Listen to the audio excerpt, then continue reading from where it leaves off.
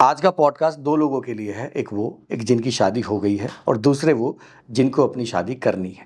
क्योंकि भारत में शादी दो शरीर का मिलन नहीं, दो आत्मा, दो परिवार, दो कल्चर, इवन कई बार ग्लोबली दो कंट्रियों की कल्चर का मिलन भी हो जाता है। और इसको मैनेज करना, इसकी जो मैनेजमेंट है, गेस्ट लिस्ट से लेके, उसके इन्वायरमेंट से लेके, उसके बजट से लेके, उसकी प्लानिंग से लेके, वो एक बहुत बड़ा हेडेक होता है। तो हर कोई चाहता है कि कोई प्रोफेशनल कंपनी आए और हमारा ये वाला जो एक्स्ट्रा बैगेज है इसको वो अपने सर ले ले और हम उस मोमेंट को, उस मेमोरेबल मोमेंट को एंजॉय कर सके और वो एक यादगार जो है वो बहुत बेहतरीन हमारी वीडियो में, हमारे फोटोग्राफ्स में और या हमारे दिलों में वो सहेजी जा सके। तो इसी समस्या का समाधान लेके एक कंपनी है जो बहुत टाइम से प्रोफेशनल काम कर रही है, उसका नाम है एनोवेशन। एनोवेशन के जो फाउंडर और ओनर हैं मिस्टर मनोज माटा, आज वो मेरे साथ हैं।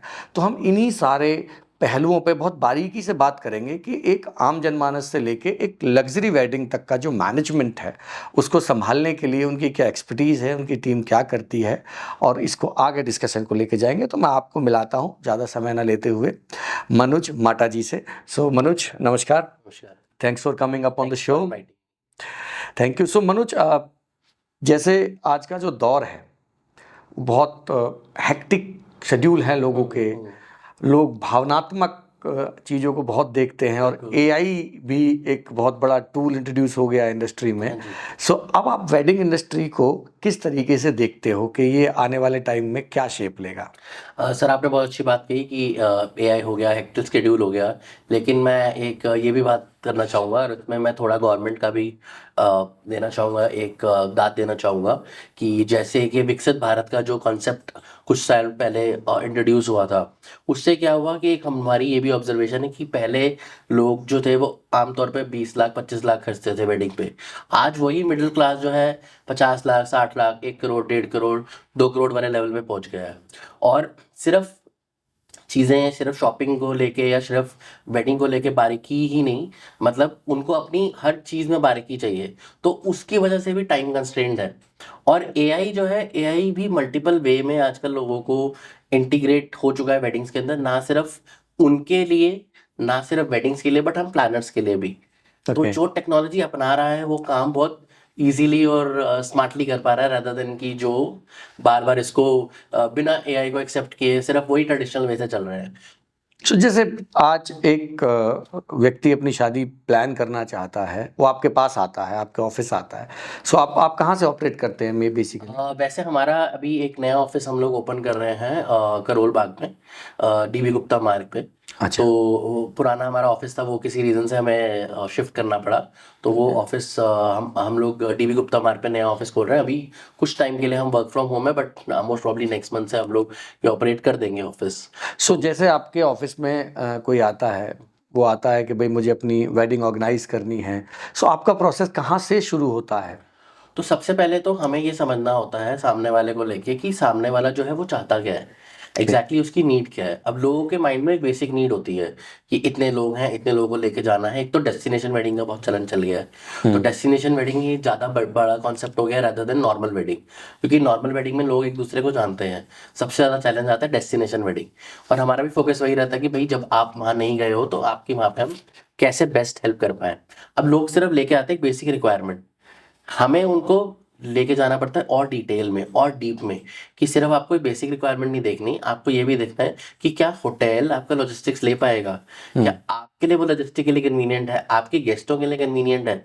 अगर हम एक छोटा सा एग्जांपल है तो जैसे एक बहुत ही फेमस रिजॉर्ट है अरीला फोर्ट किशनगढ़ या निमराना रिजॉर्ट, हम इन लोगों को, ये उन लोगों को कम रेकमेंड करते हैं जहाँ पे एल्डरलीज ज़्यादा है। क्यों? क्योंकि यहाँ पे एलिवेटर्स कम है, थोड़ी पुरानी ओल्ड स्टाइल होटल्स हैं, लिमिटेड वे ऑफ मूवमेंट है एल्डरलीज के लिए, तो उनके लिए हम वो रेकमेंड कम करते हैं। लेकिन वहीं अगर आप बात करो एक लोकेशन जैसे फॉर एग्जांपल प्लेन लोकेशन हो गई, जैसे ताज उषा किरण पैलेस हो गया या जिम कॉर्बेट का कोई होटल हो गया, अब इसमें हम उन लोगों को रेकमेंड कम करते हैं जहाँ पे थोड़ा सा लोगों को हमें लगता है कि जहाँ पे थोड़ा सा ठंड को लेके चैलेंजेस हैं या ब्रीदिंग लेके थोड़ा सा चैलेंजेस, तो हमें ये अब पहले होता था कि सिर्फ इतने लोग हैं और यहाँ लेके जाना है, लेकिन आज हमें ये भी समझना पड़ता है कि उनके फैमिली को लेके उनके क्या कंसर्न्स है, क्या वो लो ब्रीदिंग एरिया में उस विंटर्स में जाना चाहते हैं, नहीं जाना चाहते, या समर्स में विंटर लोकेशन में जाना चाहते हैं, या समर लोकेशन में भी समर लोकेशन में करना चाहते हैं, तो फिर इंडोर वेन्यूज ज़्यादा होने चाहिए, या रेनी सीजन का बैकअप क्या होगा। तो बहुत से एलिमेंट्स हो जाते हैं, क्योंकि जो कपल हमारे पास आते हैं वो एक बेसिक रिक्वायरमेंट सोच के आते हैं, या फिर सिर्फ बजट सोच के आते हैं, लेकिन उसके बियॉन्ड क्या, उसके बियॉन्ड लॉजिस्टिक्स होते हैं, उसके बियॉन्ड और भी रिक्वायरमेंट्स होती हैं। जैसे आपने डेस्टिनेशन वेडिंग की बात की, तो डेस्टिनेशन वेडिंग इंडिया और आउट ऑफ इंडिया हर जगह ये लोग प्लान करते हैं।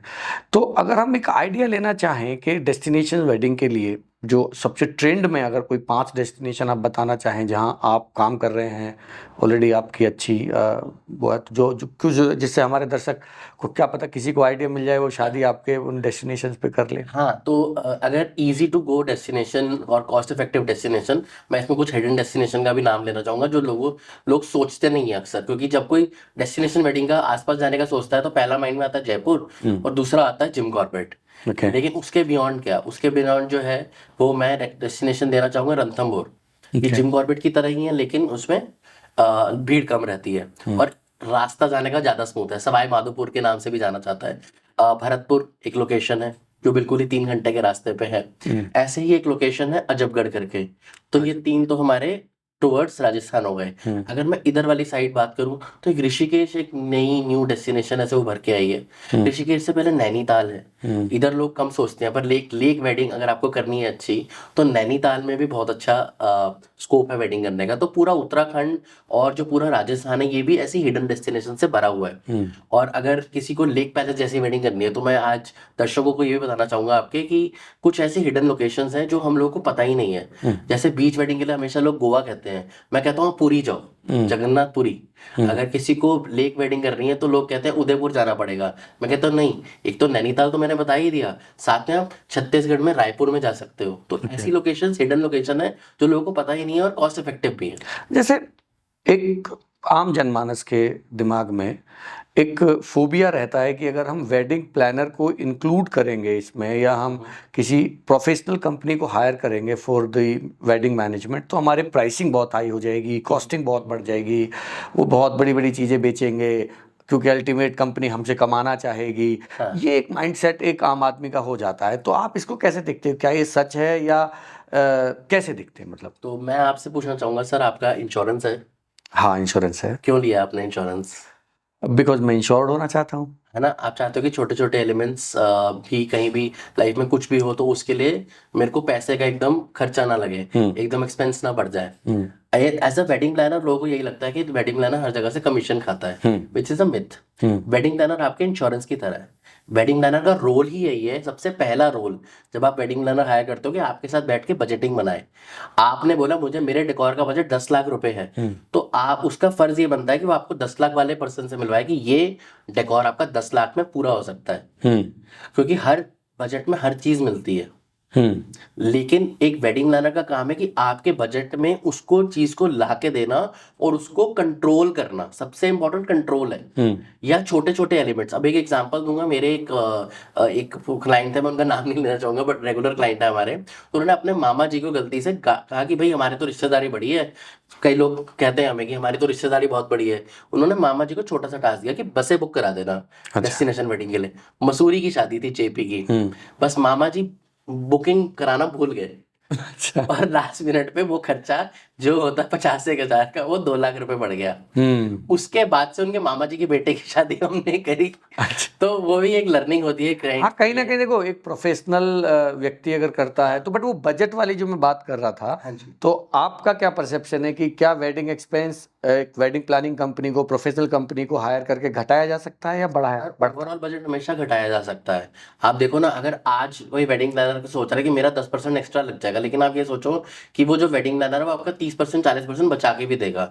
और वेडिंग प्लानर हर चीज में कमीशन नहीं लेते रहते। उनका मेन रिस्पॉन्सिबिलिटी यही है कि आपको सही कंसिडर करना, गाइड करना और आपकी रिक्वायरमेंट के हिसाब से उस बजट को कंट्रोल करना। जैसे अक्सर एक मतलब अगेन मैं बात कर रहा हूँ कि जो कॉस्ट इफेक्टिव माइंडसेट के लोग हैं, मैं ये नहीं कहता कि वो मिडिल क्लास है, मैंने बहुत बहुत अमीर लोग भी देखे हैं जो कॉस्ट इफेक्टिव माइंडसेट से काम करते हैं, चाहे उन अल्ट्रा रिच हों वो लोग। तो जनरली आपके सामने इस तरीके का कोई चैलेंज आता है कि आप इतना पार्ट कर लो, ये वाला हम कर लेंगे। जैसे आप भाई खाली डेकोर करा दो होटल में हमारी बातचीत है, हमारे मामा जी जैसे आप बता रहे हो उनका कोई जानने वाला है, ये है वो है, तो इस तरीके के जो चैलेंज आते हैं उनको आप कैसे देखते हो? सर नॉर्मली देखो, अगर कोई क्लाइंट हमारी सुनता है तो उसको तो हम सबसे पहले ये बताते हैं कि आप एक काम करो, आप हमारे थ्रू नेगोशिएट करा लो, उसके बाद अपनी रेफरेंस यूज कर लेना। उससे आपको दो फायदे होंगे। पहला तो आपको पता चल जाएगा हमने कमीशन नहीं ली हुई।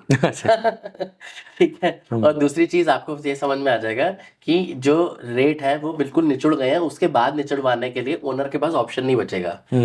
अभी रिसेंटली का एक इंसिडेंट है, एक क्लाइंट हमारे पास आए, गुड़गांव के थे, उन्होंने बड़ा स्मार्टली हमसे वेन्यूज लिए। उन्होंने कहा हमारा बजट तो जी 60 लाख रुपीस का है, बजट कॉन्शियस। हमने उन्हें उनके हिसाब से प्रॉपर्टीज रिकमेंड कर दी। तो जो लड़की वाले थे वो जाके दूसरा होटल ली मेरिडियन जयपुर बुक कराए 1.25 CR में। और जो हम उन्हें ऑप्शन बता के आए थे कि 95 लाख तक में वो ऑल इंक्लूसिव आपको मिल जाएगा। तो इमेजिन कि डिफरेंस में कहाँ हुआ, उनको अपना नुकसान करना पड़ा। तो ऐसे भी सिचुएशन में लोग मिलते हैं कॉस्ट इफेक्टिव, जो चाहते हैं कि कॉस्ट बचाए, लेकिन वो ये नहीं रियलाइज करते कि बाद में उनको ज्यादा एक्सपेंस। मनोज, हालांकि ये थोड़ा सा आउट ऑफ कॉन्टेक्स्ट क्वेश्चन है बट रिलेवेंट है कि आपका और आपकी टीम का वेडिंग प्लानिंग को लेके क्या एक्सपीरियंस है, इन टर्म्स में पूछना चाहता हूँ कि आपका पास्ट करियर, क्योंकि लोग देखेंगे आपको एक एक्सपर्ट की तरह देखते हैं, तो आपके क्रेडेंशियल्स अगर शेयर आप करना चाहें तो। सो मेरा टोटल 18 ईयर्स का एक्सपीरियंस है। और मैंने होटल से अपनी शुरुआत की थी, पहले इंटरकॉन नेहरू प्लेस में मेरे पहली जॉब थी, और सेल्स मैंने ताज में, ऑफ कोर्स ताज मानसिंह पहला होटल था जहाँ मैंने सेल्स करनी शुरुआत की थी। और वहीं से आप कह सकते हैं कि वेडिंग्स पहली बार मेरे को एक्सपीरियंस हुआ था फ्रंट हैंड। तो मैं हमेशा जब भी लोगों से मिलता हूँ उनको हमेशा ये बोलता हूँ कि मेरा एक्सपीरियंस आपको हमेशा एडेड बेनिफिट देगा। क्यों? क्योंकि बीइंग अ होटेलियर, मुझे एक्स होटेलियर, मुझे एक एडवांटेज ये मिलता है कि मुझे ये पता है कि होटल की बैकएंड की पॉलिसीज क्या है। हम लोग वेंडर्स को, डेकोरेटर्स को पैनल पे लाते थे, तो हमें ये भी पता है कि उनके कहाँ पे लूप होल्स हैं।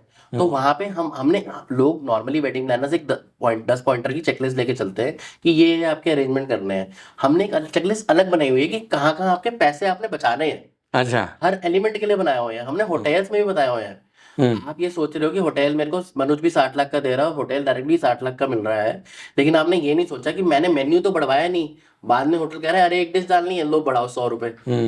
वो तो आपने सोचा नहीं, लेकिन वो अगर हम पहले करवा देंगे तो आपको वो जो 5 लाख का फटका बाद में लगना है वो नहीं लगेगा ना। वो 5 लाख आप डेकोरेशन में या कहीं बेटी को एफडी बना के देनी है या बेटे को एफडी बना के देनी है, आप वहां यूज कर सकते हो। सो जैसे अभी आपकी कंपनी है इनोवेशन, ये कितने समय से मार्केट में है और कितने समय से आप काम कर रहे हैं? और मेरा एडिट क्वेश्चन ये है कि द लार्जेस्ट वेडिंग स्केल या लार्जेस्ट वेडिंग साइज अभी आपकी टीम ने क्या हैंडल किया है? तो हम लोग को ऑलमोस्ट 2020 अब 5 साल हो गए वेडिंग्स करते हुए। इससे पहले मैं इंडिया में और इंटरनेशनली डिफरेंट कंपनीज के साथ जॉब कर चुका हूँ। जैसे मैंने बताया, मैं इंडिया में भी काम कर चुका हूँ, मैं थाईलैंड में भी काम कर चुका हूँ, तो इंटरनेशनल वेडिंग्स भी हैंडल किए हैं। और मेरा एक्सपर्टीज 18 साल से वेडिंग्स ही था। और जब मैं बात करूँ कि यहाँ पे जो 5 साल हो गए हमें काम करते हुए, तो बहुत कुछ सीखा भी है, बहुत कुछ समझा भी है। और अगर स्केल की बात करूँ तो ऐसा कुछ एस्टिमेट दे पाऊंगा, क्योंकि आपको पता है हमारी इंडस्ट्री जो है वो थोड़ी सी फ्रजाइल सी है, उसमें एस्टिमेट लगा पाना हर बजट का थोड़ा कॉम्प्लेक्स है। बट मैं कहूँ तो हमने अराउंड एक 10 करोड़ की वेडिंग जो थी वो हमने हैंडल की है। अच्छा। इसमें multiple premium venues, multiple premium caterers, multiple premium decorations, ये सब एलिमेंट्स इन्वॉल्व थे उसमें। तो जनरली आजकल का जो सिनेरियो है मनोज भाई, वो वेडिंग कितने दिन तक चलती है? क्योंकि हमारे टाइम में क्या होता था कि 1 दिन में 2 दिन में शादी हो जाती थी, तो आजकल बड़ा लंबा, जैसे भी वो अंबानी वेडिंग हुई, वो मेरे ख्याल से, मैं तो लगता है 1 महीने चली है, वो जाने कितने दिन चली है, वो चली रही थी, वो बंद होने का नाम नहीं ले रही थी। तो कितने दिन जनरली आजकल ये सिनेरियो हो गया? तो जैसे मैंने आपको बताया, डेस्टिनेशन वेडिंग का सिनेरियो ज़्यादा चल रहा है। तो पहले क्या होता था, लोग क्या करते थे, लोग कहते थे एक ही दिन फंक्शन करो, उसमें 300 400 500 1000, अच्छा इसको नहीं बुलाया तो ये हो जाएगा, इसको नहीं बुलाया तो ये हो जाएगा, ये लोगों का थॉट प्रोसेस रहता था। अब लोगों ने वो कॉन्सेप्ट चेंज कर दिया है। अब डेस्टिनेशन वेडिंग में वो खास 50 100 150 200 लोगों को लेके जाते हैं। वहाँ फंक्शन 2 से 3 दिन का रहता है, डिपेंडिंग ऑन लोकेशन। अगर तो दूर की लोकेशन है तो 3 दिन का, अगर 3 नाइट्स बेसिकली मैं बोलूंगा, अगर क्लोज है तो 2 नाइट्स का, जिसमें आपके 4 से 5 फंक्शन एवरेज हो जाते हैं। जब वापस आते हैं लोग तो एक रिसेप्शन भी होती है। अच्छा। और आपको पता है हमारे यहाँ इंडियन वेडिंग में जब तक वो भगवान के काम से शुरुआत ना हो तो वो एक फंक्शन और हो जाता है एवरेज। अच्छा। तो आप ये मान के चलें कि 6-7 फंक्शन तो हो जाते हैं, प्लस लड़के वालों का अलग फंक्शन एक आधा कुछ होगा, एक लड़की वालों का एक आधा अलग होगा। फिर आजकल लोगों ने और एलिमेंट्स ऐड कर दिए हैं। पहले क्या होता था, रोका होता था सिर्फ, अब रोका सेलिब्रेशंस भी हो गए, अब प्रपोजल डे हो गया है, प्रपोज करने का अलग कॉन्सेप्ट है। अभी न्यू कॉन्सेप्ट एक और है। अरेंज मैरिज में भी लोग प्रपोज कर रहे हैं। हाँ हाँ हाँ, बिल्कुल बिल्कुल, ये तो कॉन्सेप्ट बन गया है। अरेंज मैरिज में बल्कि ज्यादा लोग प्रपोज कर रहे हैं, उसमें तो अपॉर्चुनिटी बन गई है ना प्रपोज करने की। और प्रपोज कि कंफर्मेशन है कि हाँ होगा ही होगा, क्योंकि घर पे बात हो रखी अभी रिसेंट में रिस्क कम है। अभी रिसेंट में 2 और एलिमेंट स्टार्ट हो गए हैं। एक तो वो जो लड़के या लड़की वाले जो घर में कार्ड देने जाते हैं, उसको भी लोगों ने सेलिब्रेशन बना दिए हैं। अच्छा। और लोग आजकल वो जो पहले आता था ना, एक ई इनवाइट सा भेज देते थे कि 3 days left for the wedding. तो ऐसे आजकल एक नया ट्रेंड शुरू हुआ है, महीने पहले लड़का लड़की के घर चले जाते हैं, ढोल लेके बाजा लेके सेलिब्रेशन करने कि 1 महीने बच्चे हैं, उनके घर में डांस होता है। ये अलग अलग सेलिब्रेशन इवेंट बन गया है। ओहो। हाँ, ये महिला संगीत जो पहले होता था उसका एक नया वर्जन आप बता रहे हैं। उसका एडेड वर्जन कह लो, वो Added तो होता ही होता है, महिला संगीत तो होता ही होता है। तो ये बहुत सारे ऐसे नई नई चीजें सो इन सारे एलिमेंट से आप देखते हैं कि फोटोग्राफी और वीडियोग्राफी पे भी फर्क पड़ा है, कुछ उसमें नई नई टेक्नोलॉजी या कुछ एडवांसमेंट हुआ है? बिल्कुल पड़ा है। पहले सिर्फ फोटोग्राफी टीम हायर होती थी, अभी फोटोग्राफी टीम अलग हायर होती है, और रील्स बनाने के एक्सपर्ट्स अलग आ गए हैं।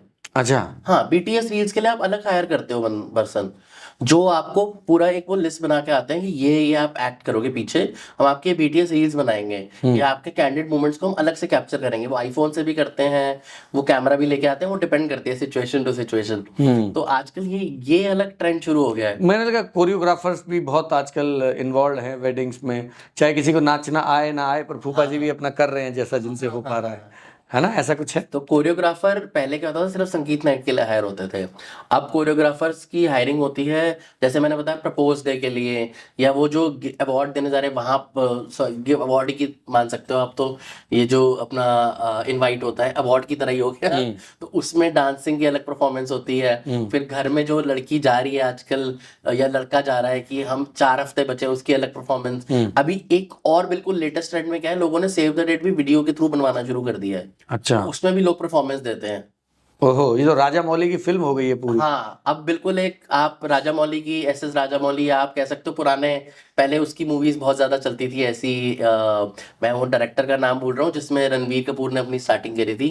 बड़े फेमस डायरेक्टर है संजय लीला भंसाली। संजय लीला भंसाली जी। वो ज्यादा मैं रिलेट कर पाऊंगा इधर, क्योंकि जिस तरह की ट्रेंड है वो ज्यादा elements. What I am saying के जो आने वाली टेक्नोलॉजी है, क्या ये वेडिंग्स के ग्रैंडोर को ही बदल रही है, या कहीं कुछ स्ट्रेंथ भी बनाएगी रिलेशनशिप में, और क्या हो रहा है ये आने वाले टाइम में? टेक्नोलॉजी स्ट्रेंथ तो नहीं कहूंगा मैं, कुछ उतना इन्वॉल्व अभी नहीं हुई है टेक्नोलॉजी।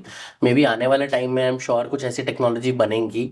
और अभी जो एलिमेंट सबसे ज़्यादा हुआ है, एक तो वेदर का जो हमारा कुछ सालों से हम देख रहे हैं कि बहुत एक्यूरेट प्रेडिक्शन हो गई है, उसने बहुत हेल्प की है। अगर मैं एआई इंटीग्रेशन की बात करूँ तो कुछ एआई फोटो बूथ्स आ गए हैं, लोग वहाँ पे भी अपना खर्चा बताते हैं कि एक फोटोग्राफर बुलाने के बजाय एक cost effective photo booth AI लगा दिया, साथ में प्रिंट मिल गए उन्हें, या उन्हें कुछ इंटरेस्टिंग राजा बनना रानी बनना, वैसे एआई फोटो बूथ्स आ गए। एआई एलिमेंट्स को गेस्ट लिस्ट बनाने के लिए भी यूज करते हैं। जो क्लाइंट की रिक्वायरमेंट्स हैं उनको नैरोफाई करने के लिए, उसमें रिसर्च करने की, क्योंकि कई बार हमारे लिए भी प्रैक्टिकली पॉसिबल नहीं होता है कि हम जाके रिसर्च करें लोकेशन में, तो उसको नैरो डाउन की रिसर्च को नैरो डाउन करने के लिए भी एआई की बहुत यूजेज होती है। और जहाँ तक आपने बात किया कि एआई इंटीग्रेशन 2050 में, तो ये ऑलरेडी हमारे यहाँ स्टार्ट हो चुका है, जिसमें पंडित जी रिमोटली शादी करा रहे हैं, रिमोटली शादियां हो रही हैं। अभी नया ट्रेंड एक बहुत लेटेस्ट में काफी चल रहा है, अगर आप राजस्थान या ऐसी लोकेशन जाते हो जहाँ पे ड्रोन्स अलाउड है, तो पूरी जो स्टोरी है, पहले क्या होता था प्री वेडिंग शूट के थ्रू या फोटोज के थ्रू दिखाई जाती थी, वो पुराना ट्रेंड हो गया। अब बॉट्स जो होते हैं आपके ड्रोन्स होते हैं, उससे पूरी स्टोरी लाइन बनाई जाती है हवा में। हाँ, तो पूरा कई कंपनीज है ऐसी जो पूरी बॉट से आपकी स्टोरीज या एआई से पूरी एआई स्टोरी लाइन पूरा आपका ड्रोन्स के थ्रू बना के दोनों कपल की पूरी वहाँ पे चलाई जाएगी।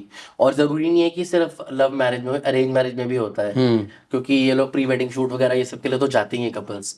तो ऐसी बहुत से टेक्नोलॉजिकल एडवांसमेंट हैं जो आज की डेट में इंटीग्रेट हो चुकी हैं। आप कोई लाइसेंस की बात करो, सब ऑनलाइन होने लग गया है। अच्छा। तो बहुत सी ऐसी टेक्नोलॉजिकल एडवांसमेंट्स धीरे धीरे आ रही हैं, जिसमें हम लोगों को बहुत ज़्यादा अपना बर्डन भी हम कम कर सकते हैं और क्लाइंट सर्विस पे फोकस कर सकते हैं। बहुत खूब, बहुत खूब, बहुत ज़बरदस्त। अच्छा, आपने जो ये कंपनी का नाम सोचा, एनुवेशन, ये आइडिया क्या है और इस कंपनी के पीछे की आइडियोलॉजी क्या है? तो जैसे मैंने भी आपको बताया, हम कुछ स्पिरिचुअल में शुरू करना चाहते हैं, तो I am a spiritual person.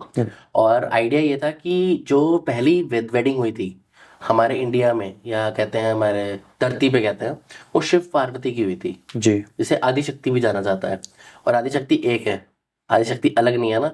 जो वो देखो तो वो अपनी आदिशक्ति रूप में कई बार हमें उस वे में ही आप देखना लोग पसंद करते हैं कि आदि और शक्ति हाफ हाफ टुगेदर।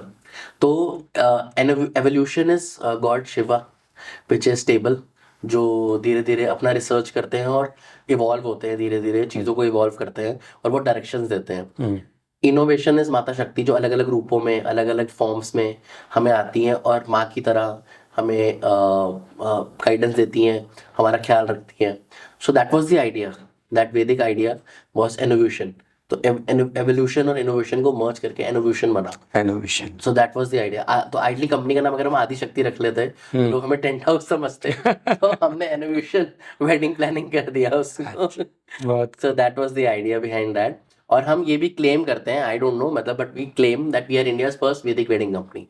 वैदिक वेडिंग कंपनी। हाँ जी। वो वैदिक वेडिंग कंपनी आप अपने आप को कैसे बुलाते हैं, किस रीजन से बुलाते वो इस रीजन से बुलाते हैं कि हम अपने हर क्लाइंट को एक ऑफर देते हैं कि आप अगर अपने कल्चर से जुड़ना चाहते हैं तो हम उसमें जो जो वैदिक एलिमेंट्स ऐड कर सकते हैं, क्योंकि आज की डेट में भी 100% वैदिक एलिमेंट ऐड करना प्रैक्टिकली पॉसिबल नहीं है। हम उन्हें गाइडेंस दे देते हैं पूरी कि क्या क्या वैदिक एलिमेंट्स या वैदिक रिलेटेड चीजें आप कर सकते हो। जैसे त्रियुगी नारायण टेम्पल, जहाँ शिव पार्वती की शादी हुई थी, वहां पे आप शादी का एक सेरेमनी कर सकते हो और बाकी आप सेलिब्रेशन रखो डेस्टिनेशन पे। Okay. उस तरह के एलिमेंट्स हो गए। या आप अराइवल पे, अगर आप उत्तराखंड में कर रहे हो या हिमाचल में कर रहे हो, तो अराइवल पे हमेशा गंगा आरती होनी चाहिए। एक नया एक कॉन्सेप्ट है जो आज का काफी थोड़े टाइम से काफी पॉपुलर है, आपने सुना होगा, सन डाउन और फेरास। ओके, ये क्या है? ये क्या होता है, इवनिंग में लोग फेरा कर लेते हैं, फिर रिसेप्शन करते हैं, पार्टी होती है ना। तो मैं इस पॉडकास्ट से भी लोगों को बताना चाहूंगा कि सनडाउन और फेरा कुछ नहीं होता। एक्चुअली में जो आइडली शादी होती थी वो पहले शाम के टाइम ही होती थी। ओके। वैदिक फॉर्म में शिव पार्वती की शादी भी शाम को ही हुई थी। वो तो बाद में जब ये हमारे इंडिया में 11th सेंचुरी पे जब ये फॉरेनर अटैक हुए, तब जाके ये कॉन्सेप्ट रात का बना। तो रात को लोग शादी करते थे।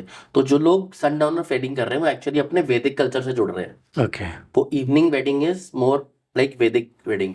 तब हम दूसरा ये भी रिकमेंड करते हैं कि अपनी शादी में नॉनवेज और लिकर अगर नहीं रखेंगे, क्योंकि पूजा हो रही है ऑन द डे, तो प्रेयर्स हो ही रही है। तो उस तरह की गाइडेंस हम प्रोवाइड करते हैं। कोई स्पेसिफिक पंडित है जो ऋषिकेश से लाने हैं, या उनको कोई स्पेसिफिक पंडित जी या कोई सामग्री स्पेशल चाहिए ऋषिकेश से, वृंदावन से, तो वो हम उनके लिए ला के देते हैं। ओके। तो वो एलिमेंट्स हम अपने वैदिक इसमें एलिमेंट में ऐड करते हैं। बहुत खूबसूरत। सो मनोज भाई, बहुत बहुत धन्यवाद और बहुत ज़बरदस्त आपने जानकारी दी।